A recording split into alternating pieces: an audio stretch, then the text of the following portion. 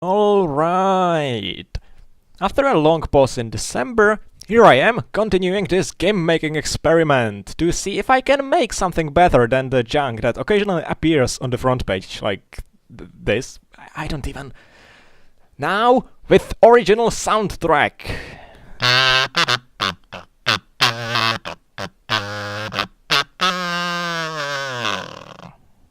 No, not really. So, I grasped a few useful things from the comments. For example, that .parent is not the same as .parent. This sort of surprised me. I mean that Lua would distinguish between capital and non-capital letters like... So I tried to put it in the metal gatherer and, well, it worked. Wow. Okay, I'll take that. Another thing! Apparently the output only logs on the server, which is sort of understandable, I suppose. And it says that...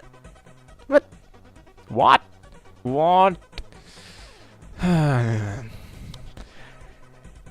It turns out that in the second level of the non-functioning barricade, I left non-capital letter parents. Oh boy.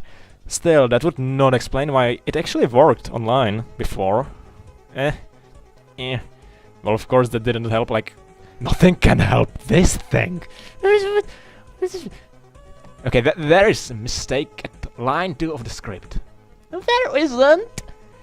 It is exactly the same as the rest! The name fits... I don't even know. Let's just leave this thing alone. Also, I applied a stylish skybox. Yeah. See how master game developer I am becoming, huh? I also made a separate place for building, so my other things do not start behaving as stupidly as the level 2 barricade. I made a very crude, possibly temporary metal gathering building, like... I will likely make a different design later, since as of now I cannot think of anything better, which is really sad. Anyhow, I'm here to perfect the resource gathering systems. In this case, metal, since I fixed the wood gathering last time in episode 2. Anyone seen that? No? Whatever. So basically, Peter will be able to construct a metal refiner, which is basically a furnace.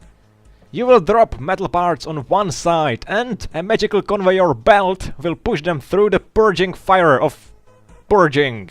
And you get refined metal. Look at that science. Refined metal can be actually gathered, which is also known as dropped into the metal gathering building, for more metal than the unrefined metal.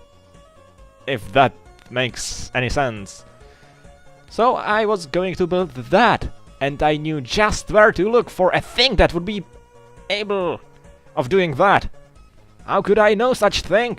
Well, 3 years ago, when I was making a second part of some sort of a Christmas special, I actually got a filming set with some sort of factory or something. Basically, green bricks would go on a conveyor belt through some nonsense and become white. Racism alert. It should suit my purposes here as well. And what the hell does that even mean?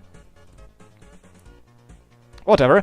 After a bit of adapting it and searching for color names before figuring you can hover over the colors in the studio, I got it to work.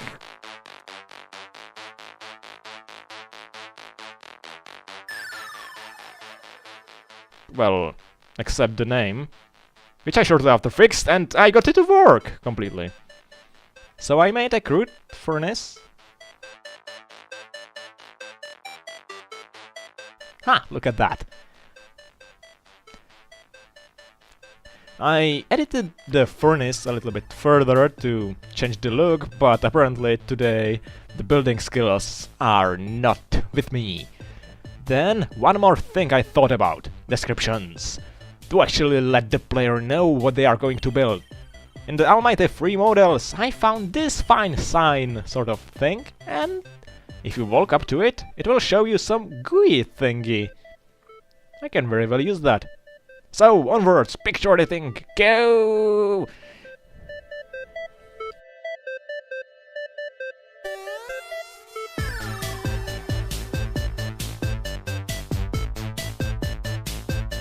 I made a pair compound description template and uploaded a testing version of it to see if it works. Let's replace the ID and... yeah, that was stupid. Let's replace the correct ID and... okay, that looks better. We'll scale it up a bit. We'll tweak the position a bit and there you have it. This could very well be. I'm quite satisfied with this progress. Could get used to it. So, this session I actually fixed the metal gathering and actually got an interesting refining mechanic. That's good. Also, I got these signs to work and built two very crude buildings that I will likely change next time. But still, that's good.